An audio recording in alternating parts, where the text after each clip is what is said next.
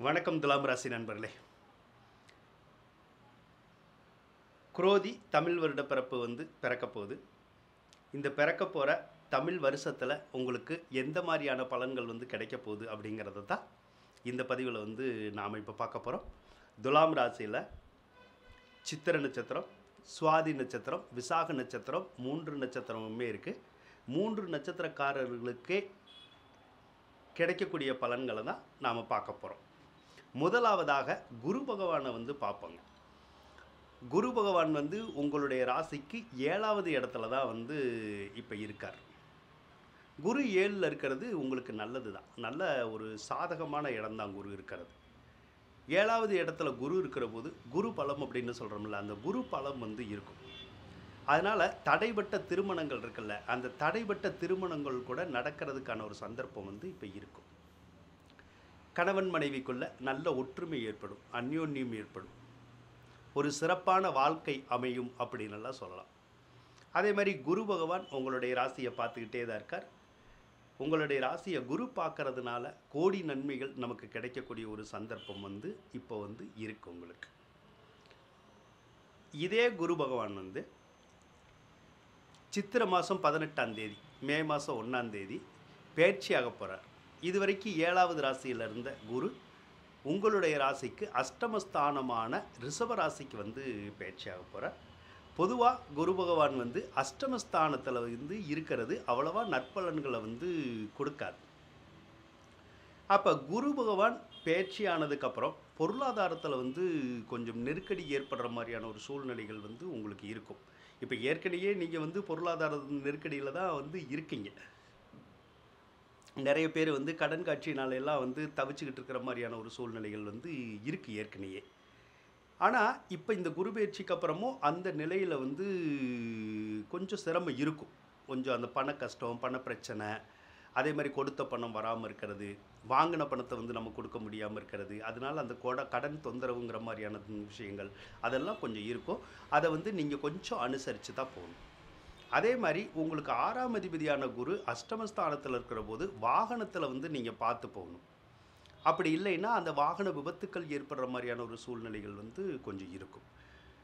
அதே மாதிரி வருமான வரி, சொத்து வரி செலுத்தாததுனால நமக்கு சில சிரமங்கள் ஏற்படுதில்லை, அந்த சிரமங்கள் கூட வரும். சிலருக்கெல்லாம் அந்த வருமான வரி ரெய்டு வர்றதுக்கான வாய்ப்புகள் கூட இருக்கும். அதனால் கொஞ்சம் கவனமாக இருக்கணும்.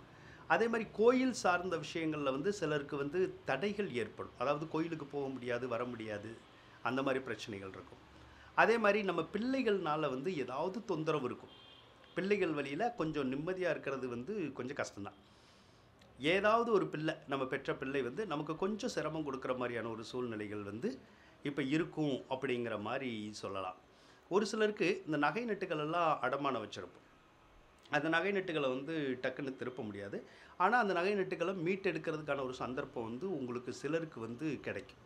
சிலருக்கு பேங்க்னால் தொந்தரவு வரும். பேங்க்னால் தொந்தரவுன்னா அந்த வட்டி கட்ட சொல்லி சொல்கிறது, லோன் கட்ட சொல்லி ப்ரெஷர் பண்ணுறது, அந்த மாதிரியான தொந்தரவுகள் வர்றதுக்கான வாய்ப்புகள் கொஞ்சம் இருக்கும்.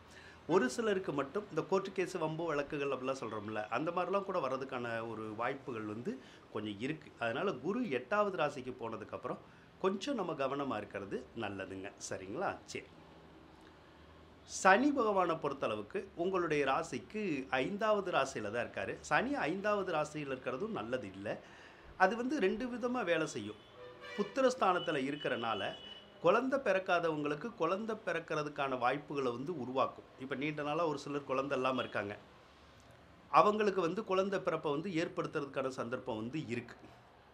அதே மாதிரி ஏற்கனவே குழந்தை பெற்றுக்கிட்டவங்களுக்கு அடுத்த குழந்தையும் கிடைக்கும். அந்த மாதிரியான வாய்ப்புகள் இருக்குது. ஆனால் ஏற்கனவே பிள்ளைகள் இருக்காங்க அப்படின்னா அது புத்திர தோஷத்தை ஏற்படும். பொதுவாக சனி 5வது இடத்துல இருந்தால் நம்ம பெற்ற பிள்ளைகள்னால கவலைகள் ஏற்படலாம், அல்லது பிள்ளைகளுக்கு நோய் நொடியோ வம்பு வழக்குகளோ அந்த மாதிரி ஏதாவது சில தொந்தரவுகள் வர்றதுக்கான வாய்ப்புகள் இருக்கும். அதுதான் புத்திர சோகம் அப்படின்னு சொல்லுவோம். அந்த வேலைகளை சனி செய்கிறதுக்கான சாத்தியக்கூறுகள் இருக்குது. அதே மாதிரி கலைத்துறையில் இருக்கிறவங்களுக்கு மட்டும் சனி பகவான் 5ல் இருந்தால் உங்களுக்கு நன்மைகளை கொடுக்கணுங்கிற ஒரு விதியும் இருக்கதா செய்யும். சரிங்களா? உங்களுடைய சொத்து சுகத்தில் இருந்த வில்லங்கங்கள் எல்லாமே விலகும். சொத்து சுகத்தில் இருக்க பராமரிப்பு செலவுகள் எல்லாமே விலகும். பூர்வீக சொத்துக்கள் வந்து சிலருக்கு கிடைக்கிறதுக்கான வாய்ப்புகள் வந்து இருக்கும். சிலருக்கு திடீர் அதிர்ஷ்ட வாய்ப்புகள் ஏற்பட்டு லட்சக்கணக்கில் சம்பாதிக்கிறதுக்கான ஒரு விஷயங்களை கூட அந்த சனி பகவான் கொடுக்கறதுக்கான சாத்தியக்கூறுகள் வந்து உங்களுக்கு நிறைய இருக்குது. எதிர்பாராத பணவரவு, எதிர்பாராத திடீர் அதிர்ஷ்டங்கள், இதை வந்து சனி வந்து உங்களுக்கு கொடுக்கறதுக்கான சந்தர்ப்பங்கள் வந்து இருக்க தான் செய்யுது. சரிங்களா? சரி. ராகு பகவானை பொறுத்தளவுக்கு உங்களுடைய ராசிக்கு 6வது ராசியில் தான் இருக்கார்.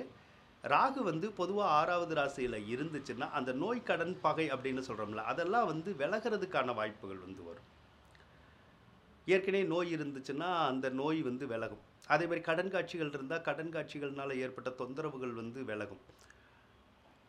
பகையெல்லாம் வந்து விலகும். ஒரு சிலர் வந்து நமக்கு எதிரிகள் இருந்தால் அந்த எதிரிகள் வந்து நம்மளை கண்டு அஞ்சு ஓடுற மாதிரியான ஒரு சூழ்நிலைகள் வந்து இருக்கும். இருந்தாலும் மறைமுகமாக சில எதிரிகள்னால நமக்கு தொந்தரவுகள் ஏற்படுறதுக்கான ஒரு வாய்ப்புகள் கூட இருக்கும். 6வது இடம் நோய்க்குடைய இடம் அப்படிங்கிறனால சிலருக்கு வயிறு தொடர்பான உபாதைகள் ஏதாவது ஏற்படும். ஒரு சிலருக்கு இந்த அல்சர் ஏற்படுறது, கேஸ்ட்ரிக் பிரச்சனை வர்றது, வயிற்று வலி வர்றது, அந்த மாதிரியான உடல் உபாதைகள் மட்டும் வர்றதுக்கான சந்தர்ப்பங்கள் வந்து சிலருக்கு மட்டும் இருக்குது அப்படின்னு வந்து சொல்லலாம். 12வது இடத்துல தான் வந்து கேது பகவான் இருக்கார் உங்களுக்கு. 12ல் கேது இருந்தால் அயன சயன போகம் வந்து பாதிக்கும். அயனம்னா அடிக்கடி ட்ராவல் ஏற்பட்டுக்கிட்டே இருக்கும். சயனம்னா ஒரு சிலர்னால தூங்க முடியாது. போக சுகம் அப்படிங்கிறது வந்து இந்த உலகத்தில் உள்ள சில நல்ல இன்பங்களை வந்து அனுபவிக்கிறது. அந்த இன்பங்கள் வந்து சிலருக்கு வந்து கிடைக்கும். அதை தரும் கேது பகவான். அதே மாதிரி கேது 12ல் இருக்கிற போது நம்ம வீட்டில் வந்து சில விசேஷமெல்லாம் நடக்கிறதுக்கான வாய்ப்புகள் வந்து இருக்கும். ஒரு சில விரைய செலவுகள் ஏற்படும். விரைய செலவுகள் ஏற்பட்டாலும் சில நன்மைகளையும் கேது கொடுக்கறதுக்கான ஒரு சந்தர்ப்பம் வந்து உங்களுக்கு இருக்கும். அதாவது பிரயோஜனமான செலவுகள் ஏற்படுறதுக்கான சாத்தியக்கூறுகள் வந்து இருக்கும். ஒரு சிலருக்கு இழந்த சொத்து பத்துக்களை வந்து மறுபடியும் கொண்டு வர்றதுக்கான வாய்ப்புகள் வந்து இருக்கும். அதே மாதிரி சொத்துக்களின் மூலமாக வந்து நன்மைகள் கிடைக்கிறதுக்கான வாய்ப்புகளையும் வந்து அந்த கேது வந்து கொடுக்கறதுக்கான சந்தர்ப்பங்கள் வந்து உங்களுக்கு நிறையவே இருக்குது அப்படின்னு சொல்லலாம். அடுத்து செவ்வாயை எடுத்துக்கிட்டோம்னா செவ்வாயும் வந்து இப்போதைக்கு சாதகமான சூழ்நிலையில் தான் வந்து உங்களுக்கு சஞ்சரிச்சுக்கிட்டு இருக்கார். அந்த செவ்வாய் இனி ஒரு 2-3 மாதங்கள் கழித்து உங்களுக்கு சாதகமான சூழ்நிலையில் தான் இருப்பார். அப்போது வந்து உங்களுக்கு நன்மைகள் ஏற்படுறதுக்கான ஒரு சந்தர்ப்பங்கள் வந்து நிறைய இருக்குது அப்படின்னு வந்து நம்ம சொல்லலாம். அப்போ இந்த பிறக்க போகிற குரோதி வருஷத்தில் தமிழ் புத்தாண்டில் துலாம் ராசிக்காரவங்களுக்கு பல அற்புதமான பலன்கள் நடக்கிறதுக்கான ஒரு சந்தர்ப்பம் இருக்குது அப்படின்னு சொல்லி வந்து சொல்லலாம். சரிங்களா? அதே போல் ஞாயிற்றுக்கிழமை வருது இல்லையா, அந்த நாட்களில் சரவேஸ்வரர் அப்படின்னு சொல்லியிருக்காருல்ல தெய்வம் இருக்கு இல்லையா, அதுக்கு வந்து நம்ம வந்து ஒரு அர்ச்சனை ஆராதனை அப்படின்னு சொல்கிறோம்ல, அந்த மாதிரி பண்ணிக்கிட்டே வந்தால் உங்களுக்கு நல்லாயிருக்கும். தோஷங்கள் வந்து விலகும். அதே மாதிரி வெண்கடுகளை வீட்டில் வந்து விளக்கேற்றி வந்தால் ரொம்ப நல்லாயிருக்கும். வீட்டில் வந்து சுபிட்சங்கள் ஏற்படுறதுக்கான சந்தர்ப்பங்கள் வந்து இருக்கும். வெண்கடுகளை விளக்கேற்ற முடியலைன்னா கூட வெண்கடுகை வந்து சாம்பிராணி மாதிரி செஞ்சு அந்த தூபம் போடுறோம்ல, அந்த மாதிரியான விஷயங்களை வந்து நம்ம வாரத்தில் செவ்வாய்க்கிழமை வெள்ளிக்கிழமை அந்த மாதிரி செஞ்சுக்கிட்டே வந்தாலும் உங்களுடைய குடும்பத்தில் இருக்க கஷ்ட நஷ்டங்கள்லாம் விலகும். அதே மாதிரி கெட்ட சக்திகள், எதிர்மறை சக்திகள் அப்படின்னு சொல்கிறோம்ல, அதெல்லாம் விலகிற மாதிரியான சந்தர்ப்பங்கள் வந்து உங்களுக்கு கிடைக்கும் அப்படின்னு வந்து சொல்லலாம். ஆக துலாம் ராசிக்காரவங்களை பொறுத்தளவுக்கு இந்த குரோதி ஆண்டில் சில திடீர் அதிர்ஷ்ட வாய்ப்புகளால் மகிழ்ச்சி ஏற்படுறதுக்கான சந்தர்ப்பங்கள் வந்து உங்களுக்கு கிடைக்கும் அப்படின்னு சொல்லி கூறிக்கொண்டு விடைபெறுகின்றேன். நன்றி, வணக்கம். துலாம் ராசிக்காரவங்களுக்கு இந்த வீடியோ பிடிச்சிருந்தால் லைக் பண்ணுங்கள், ஷேர் பண்ணுங்கள், மறக்காமல் சப்ஸ்கிரைப் பண்ணுங்கள். நன்றி துலாம் ராசி நண்பர்களே.